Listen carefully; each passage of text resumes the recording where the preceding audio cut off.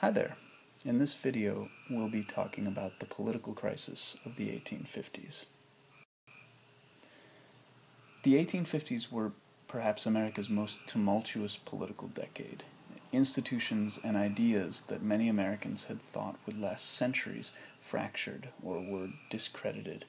This cartoon here from the election of 1860 and showing the various presidential candidates ripping apart a map of the United States, showing Abraham Lincoln before he grew his beard on the left, his rival Stephen Douglas, second from left, and the other two presidential candidates, John Breckinridge and John Bell, further to the right, suggest that not only was the nation falling apart, but that America's political parties had dissolved into chaos. Lincoln, a Republican, was part of a new party that had replaced the Whigs, which had collapsed into disarray. Douglas was the Democratic candidate, but only in the North. Breckinridge represented the Democrats, but only in the South. And Bell was for a new party calling themselves the Constitutional Union Party, which sounds like it would last forever, except it, of course, only lasted for a single electoral cycle. The party system had broken up, people felt that America was breaking up, and many Americans' faith that their politics could represent their own desires was perhaps being torn apart as well. So what we're going to do in this video is briefly sum up some of the developments that led to this stage in America's society and politics. And that bit will be perhaps more lecture-like than many previous videos that we've done. But there's just a lot that's worth knowing about this time period. After that, we're going to dig down into the varying historical opinions on a single group that some people have seen as a spark to the whole movement, abolitionists. So as usual, I expect that part to raise more questions than it answers. And I would hope that you would also consider the abolitionists section as a representative way of thinking about how to question other issues that we'll raise during this period. So the first thing to know about the 1850s is the Compromise of 1850, which many Americans thought you'll be shocked to hear, 1850 was going to lead to stability in American politics and expansion for many decades to come. As you will recall, the Mexican-American War in the 1840s was started at least partially by slave owners who wanted to open up more American territory to the expansion of slavery. But this stressed out people who wanted slavery not to expand past where it was already. And that, of course, stressed out Southerners who did want slavery to expand.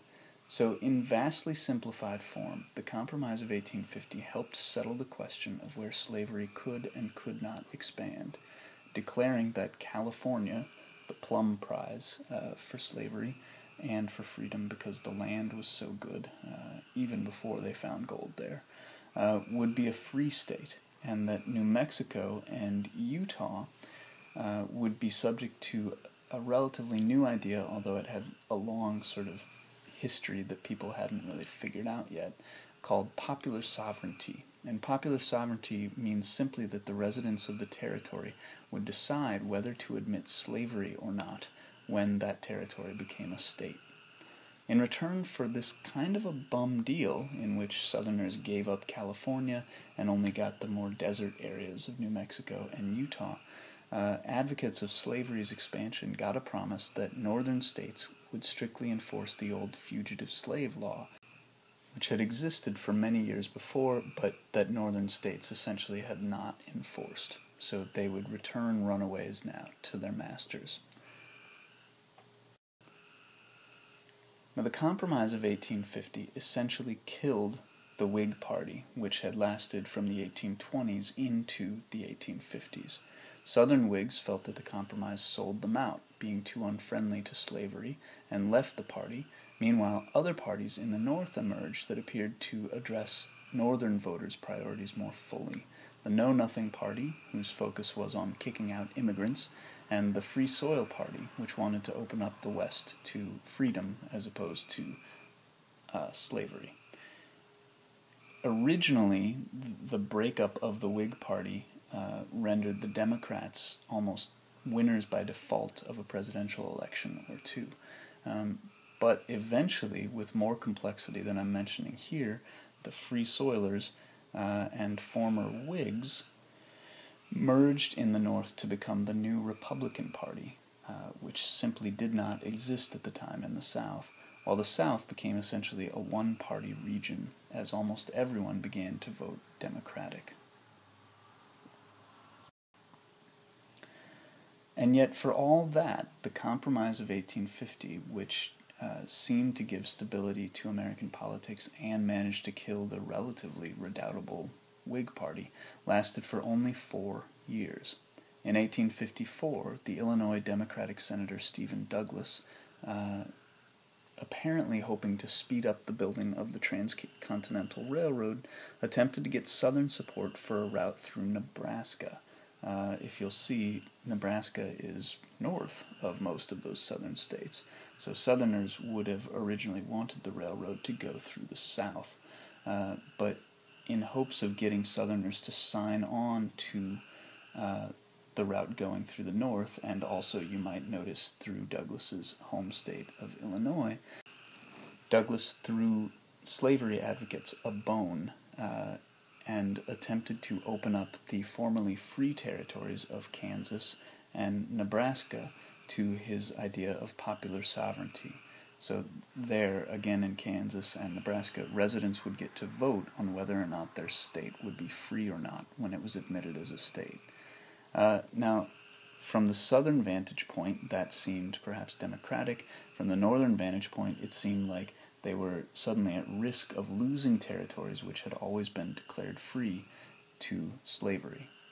Now this, when it passed, killed the Compromise of 1850, which had made all of this territory free, and enraged Northerners like Abraham Lincoln, encouraging them to found the Republican Party, which opposed the extension of slavery.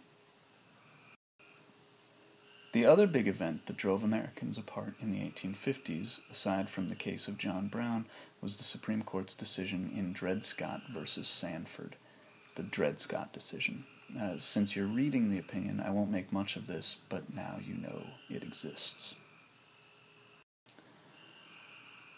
So, I can't sum up what historians think about all these issues in so little space or time, but I did think that one way into them, one way of thinking about the complexity with which historians view them, might be to consider one of the most controversial issues that historians have dealt with when thinking about the 1850s, and that's what to do with the abolitionists.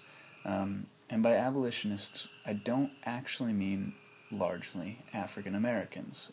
It's probably easy and reasonable to assume that most African Americans, let's say all African Americans, were in favor of abolishing slavery. What's perhaps more difficult for historians to figure out is why Northern whites wanted to abolish slavery. So they've argued and debated over this question for a long, long time, and those arguments and debates offer a window into arguments and debates over almost every aspect of the 1850s.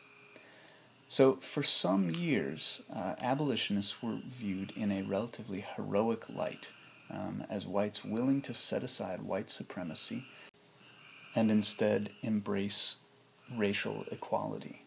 And I should mention that the years in which these abolitionists were viewed as heroes coincided with the early years of the Civil Rights Movement, when historians were looking for examples of white people putting aside their own personal interest to help the plight of poor African Americans.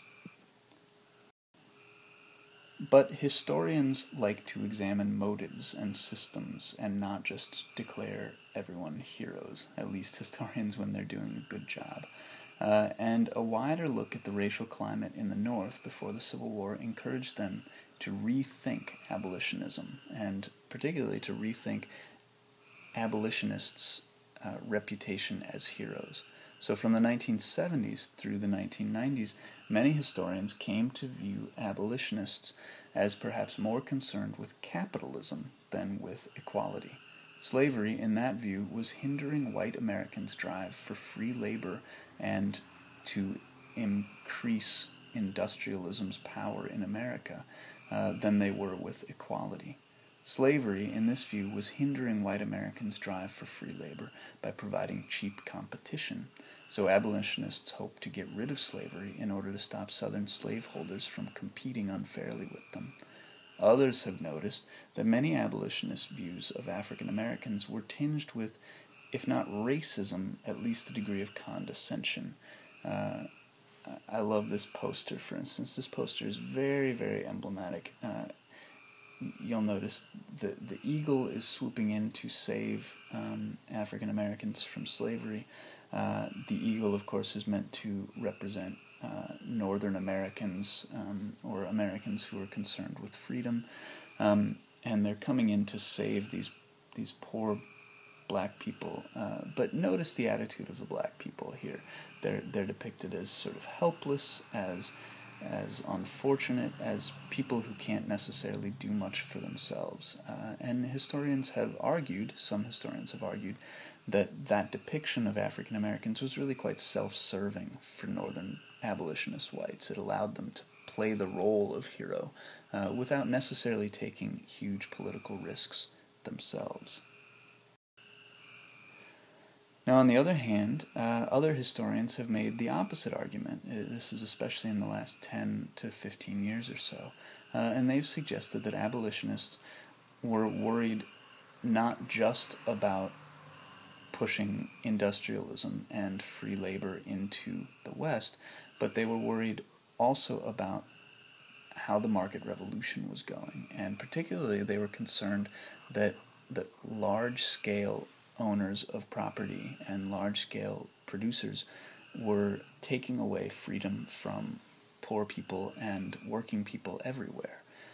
So these historians have theorized that abolitionists embraced African American slaves as brothers in arms, as emblematic of other poor, small producers. So notice, for instance, how this poster depicts the power of slave owners.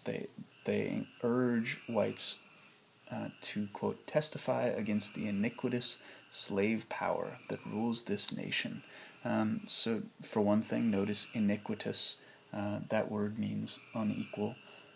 So that would suggest that abolitionists were concerned with equality, not just with white supremacy or new kinds of economics, and that they're also aghast at the notion that large-scale producers like slave owners would exercise power over poor folk. So you'll notice here that the conversations about these issues among historians as well as with historical actors in the primary documents frequently revolve around motive and intent. So not only do historians worry about that, but people like Lincoln and Douglas and just about everyone else who was talking about these issues questioned whether the other party was acting in good faith.